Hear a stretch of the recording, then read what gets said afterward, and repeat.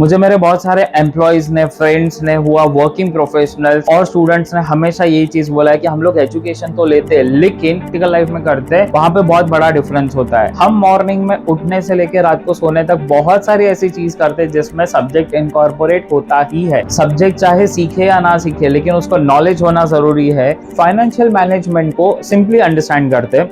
Management of finance, सबसे पहला चीज आपको क्या करना चाहिए as of management activity, planning and budgeting. Approximation मिलेगा कि एट द एंड आप कितने पैसे बचा सकते हो। एम्प्लॉयज ने, फ्रेंड्स ने, हुआ वर्किंग प्रोफेशनल्स और स्टूडेंट्स ने हमेशा यही चीज बोला है कि हम लोग एजुकेशन तो लेते हैं लेकिन एजुकेशन सीखते हैं और जो प्रैक्टिकल लाइफ में करते हैं वहां पे बहुत बड़ा डिफरेंस होता है। तो वो होगा ही। The reason is people need to understand there is a difference between literacy, education and knowledge. तो यहाँ पे नॉलेज और एजुकेशन में डिफरेंस है तो ऑब्वियसली कि डिफरेंस मिलेगा। In practical with Prateek we are going to deliver you the knowledge of हर सब्जेक्ट का यूटिलाइजेशन कहीं ना कहीं होता है। तो हम एग्जाम्पल के थ्रू आपको एक्सप्लेन करने का कोशिश करते हैं कि आपका कौन सा सब्जेक्ट कहां पे यूटिलाइज होता है। And we have started with this some of the random topics like financial management.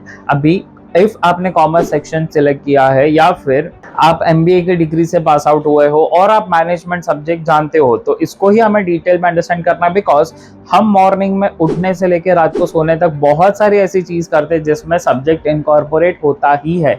से फॉर एग्जाम्पल अगर हम मैनेजमेंट का बात करें, there are multiple types of management.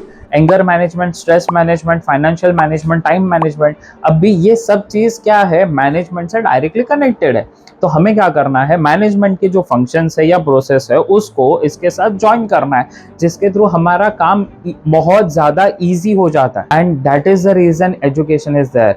Education is all about to live your life in a better way because we think every student or every person deserves education. सबको knowledge मिलना चाहिए। It is right of everyone and that's why we are here कि हर इंसान subject चाहे सीखे या ना सीखे लेकिन उसको नॉलेज होना जरूरी है। Because there are many people who are not educated but are in a good place in life. That's why we want to provide education to them कि आप आपके लाइफ को बेटर कैसे बना सकते हो by utilising the subjects. And जो भी स्टूडेंट पढ़ाई भी करते हैं तो उनको भी समझ में आए कि हम पढ़ाई क्यों करते हैं और उसका यूटिलाइजेशन क्या है। अगर आपको ये वीडियो अच्छा लगता है तो आपके फ्रेंड्स, फैमिली मेंबर्स सबके साथ शेयर जरूर करना कि उनको भी ये चीज़ समझ में आए कि एजुकेशन का यूटिलाइजेशन क्या है और इसको वो भी अपने लाइफ में अप्लाई करें। बिकॉज आवर गोल इज कि मैक्सिमम लोग इस चीज़ का बेनिफिट उठा सके। और अगर आपको पर्टिकुलर कोई सब्जेक्ट या टॉपिक पे क्वेश्चन है कि ये सब्जेक्ट हम अपने लाइफ में क्यों स्टडी करते हैं तो आप इंस्टा प्रोफाइल पे डीएम कर सकते हो, हम इसके बारे में डिस्कशन कर सकते हैं। और एल्स अगर आपको चाहिए आप कमेंट में मेंशन करो, इफ पॉसिबल हम उस पर पूरा वीडियो भी जल्दी आपके लिए लेके आएंगे। Let's continue our today's topic that is financial management. Financial management को सिंपली अंडरस्टैंड करते हैं। मैनेजमेंट ऑफ फाइनेंस, इसमें ही हम क्या करते हैं कि फाइनेंस को मैनेजमेंट के प्रोसेस के साथ ज्वाइन कर देते हैं। से फॉर एग्जांपल मंथ के स्टार्टिंग में आपका सैलरी आता है 80,000 रुपीज। सबसे पहला चीज आपको क्या करना चाहिए as of management activity, planning and budgeting. क्यों? बिकॉज उसके बेसिस पे आपको एक अप्रोक्सीमेशन मिलेगा कि एट द एंड आप कितने पैसे बचा सकते हो जिससे आपका मैनेजमेंट बहुत ज्यादा इजी हो जाएगा। से फॉर एग्जांपल 80,000 में से आपने टारगेट रखा है कि मेरा 25,000 at the end of the month बचना चाहिए। So you have 55,000 in hand for monthly expenditure. अभी सेकेंड थिंग इज ऑर्गेनाइजिंग। तो आप क्या करोगे, हर चीजों को ऑर्गेनाइज करके चलने का ट्राई करोगे कि आपका ट्रैवलिंग में एक लिमिट रखोगे, उतना ही पैसा खर्चा होना चाहिए। Entertainment you will be having a limit, उतना ही पैसा खर्चा होना चाहिए। Now there are certain expenses जहां पे हमारा कोई भी कंट्रोल नहीं होता है तो वहां पे कंट्रोलिंग का फंक्शन वर्क नहीं करेगा। जैसे रेंट है, मेंटेनेंस है, मेडिसिन एक्सपेंसेस है। But we can work out on other things like refreshment, entertainment expenses, travelling expenses, shopping, other unusual या फिर अननेसेसरी एक्सपेंसेस। ऐसे जगह पे हम अपने एक्सपेंसेस को कट ऑफ कर सकते हैं।